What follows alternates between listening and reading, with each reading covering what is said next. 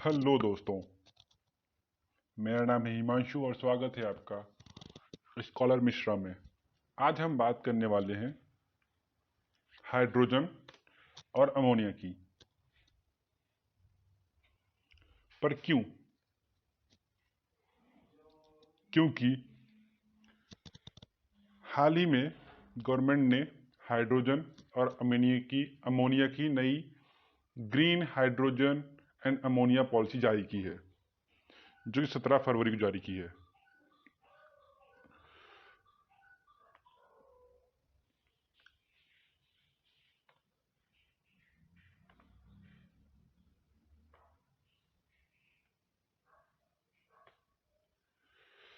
यहाँ आप देख सकते हैं कि गवर्नमेंट ने थर्सडे 17 फरवरी को हाइड्रोजन, ग्रीन हाइड्रोजन और ग्रीन अमोनिया पॉलिसी जारी की है, जिसमें गवर्नमेंट 2030 तक 5 मिलियन टन ग्रीन हाइड्रोजन और अमोनिया प्रोड्यूस करने का लक्ष्य रखा है।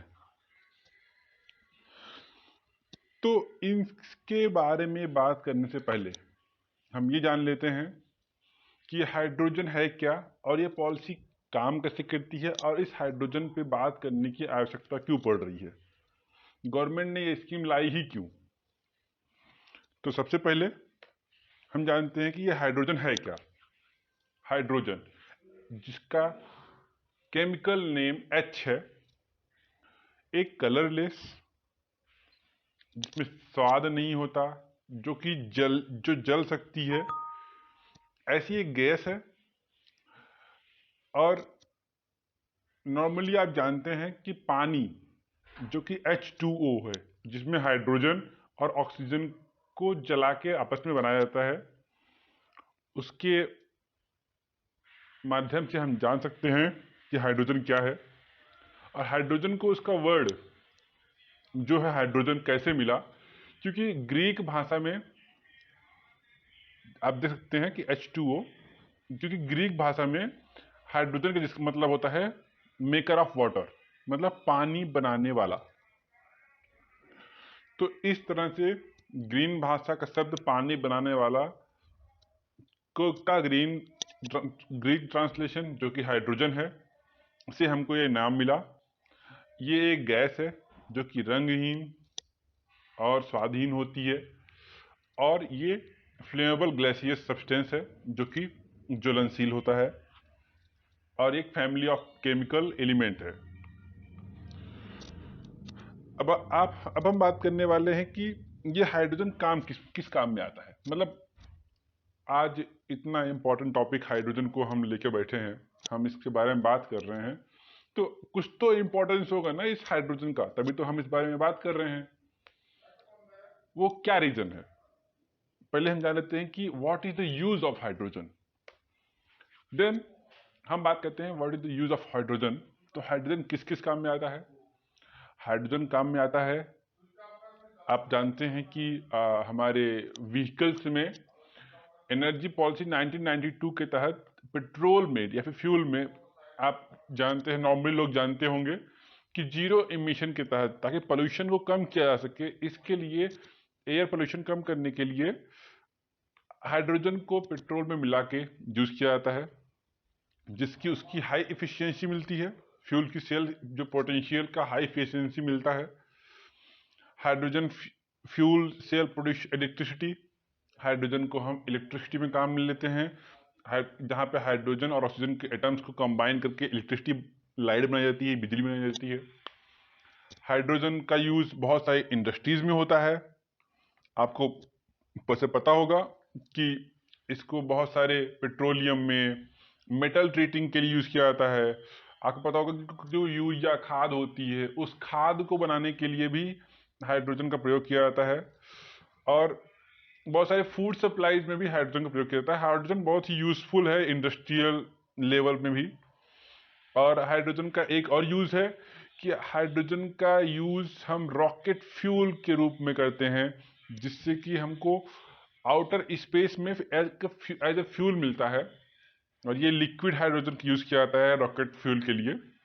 तो आप समझ ही गए होंगे कि हाइड्रोजन बहुत यूजफुल है, और क्योंकि ये बहुत कम है तो आप समझ सकते हो कि इसकी वैल्यू कितनी होगी। तो आइए हम बात करते हैं गवर्नमेंट की पॉलिसी जो की है ग्रीन हाइड्रोजन और ग्रीन अमोनिया के बारे में। सबसे पहले हम जानते हैं ये ग्रीन क्यों लगा हुआ है। तो क्या हाइड्रोजन काली होती है, लाल होती है, हरी होती है, कलर के बारे में सबसे पहले हम जान लेते हैं कि हाइड्रोजन जो है वो 3 प्रकार की होती है, एक ग्रे, ब्लू, ग्रीन। बट ये उसका कलर नहीं है।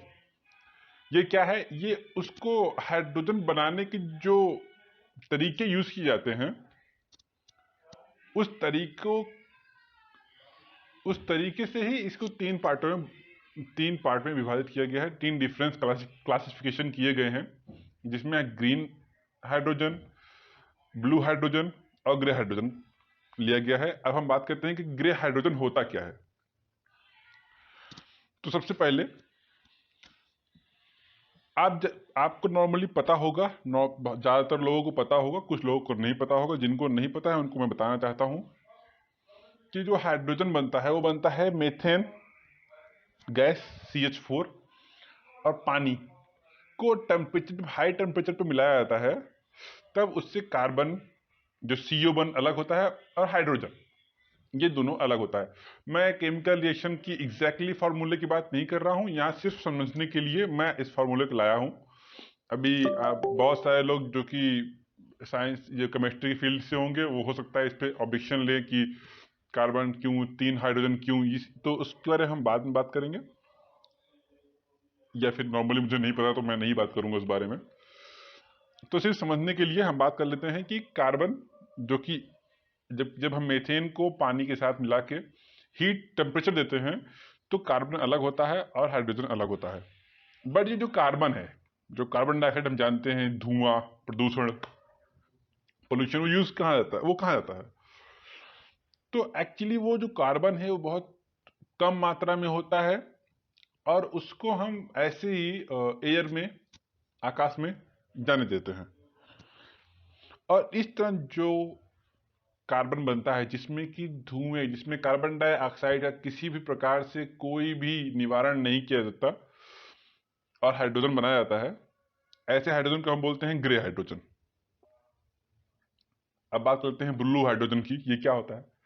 ब्लू हाइड्रोजन को सेम एज इट इज, सारे प्रोसेस सेम है। हम यहाँ भी मेथेन गैस को पानी के साथ हाई टेम्परेचर पे बनाते हैं, यहाँ भी कार्बन बनता है और हाइड्रोजन बनता है। बट लेकिन अब इससे बनने वाला कार्बन को हम ट्री प्लांटेशन या फिर स्मोक टावर की वजह से जानते होंगे, बहुत दिल्ली में और बहुत सारी जगह पे लगा हुआ है। ये क्या करता है, ये कार्बन को खींच के उसको जमीन के नीचे डाल देता है, जिससे कि जो पोल्यूशन है, जो एयर पोल्यूशन वो कम करता है। और ट्री जो है वो ऑक्सीजन छोड़ती हैं और कार्बन डाइऑक्साइड ग्रहण करती हैं, इसकी वजह से पोल्यूशन कम होता है। तो ब्लू हाइड्रोजन मतलब कि जब हम निकलने वाला कार्बन डाइऑक्साइड, जो कार्बन डाइऑक्साइड प्रोड्यूस हो रहा है, उसको कम करने के लिए प्लांटेशन करते हैं, ट्रीज लगाते हैं और स्मोक टावर लगाते हैं, फिर ऐसा कुछ करते हैं जिससे कि कार्बन डाइऑक्साइड का जितना हम निकाल रहे हैं उतना ही कंज्यूम कर ले।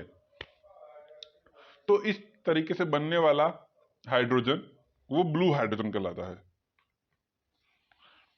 अब हम बात करते हैं ग्रीन हाइड्रोजन की, जो कि मेन टॉपिक है, जो गवर्नमेंट ने कहा है कि ये हम इसे पॉलिसी लाए हैं। तो हम बात कर लेते हैं कि ये ग्रीन हाइड्रोजन क्या है। ग्रीन हाइड्रोजन क्या है? जब पानी को, जो कि H2O है, जिसमें हाइड्रोजन और ऑक्सीजन है, हम मीथेन गैस का यूज किए बगैर जब हाइड्रोजन और ऑक्सीजन का यूज करके, मतलब पानी का यूज करके उसको इलेक्ट्रिफिकेशन कर दे, मतलब कि उसको इलेक्ट्रिसिटी से शॉक दे दे, पानी को शॉक दे दे, तो उससे बन के आता है ग्रीन हाइड्रोजन और ऑक्सीजन। अब नॉर्मली लोग जानते हैं कि हमारे पास 60% से ज्यादा जो लाइट बनती है, बिजली बनती है, वो बनती है चारकोल से। वो बनती है चारकोल से।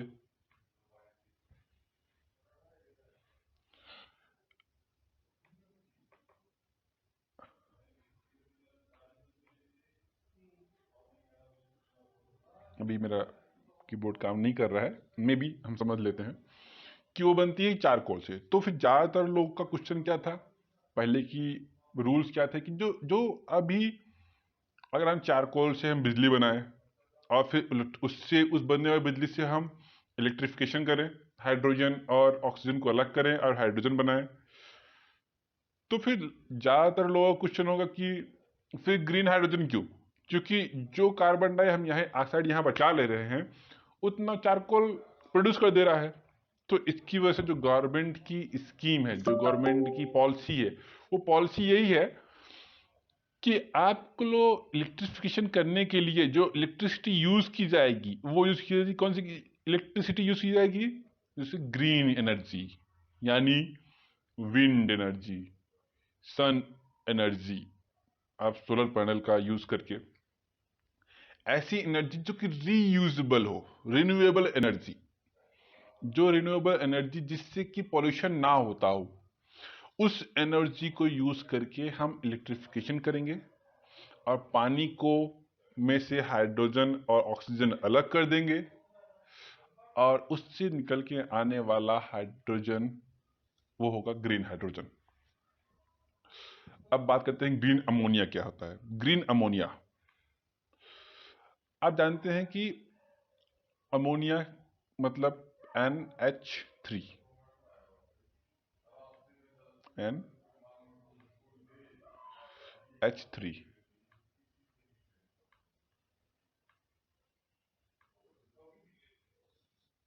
मतलब हम अमोनिया। अब हमको पता चल गया कि ये जो इसका H है ये हमारा ग्रीन हाइड्रोजन हो जा रहा है। हमने एक ग्रीन हाइड्रोजन बना लिया, देन हमने हाइड्रोजन हमको मिल गया। अब नाइट्रोजन, और ये बहुत ही कॉमन सी बात है और हम में से लगभग सबको ही पता है, लगभग लगभग सबको पता है। जिसको नहीं पता है वो आई डोंट नो किस प्लेनेट से है, बट अगर वो पृथ्वी से है तो उसको पता होगा कि हमारे एटमॉस्फेयर में 78%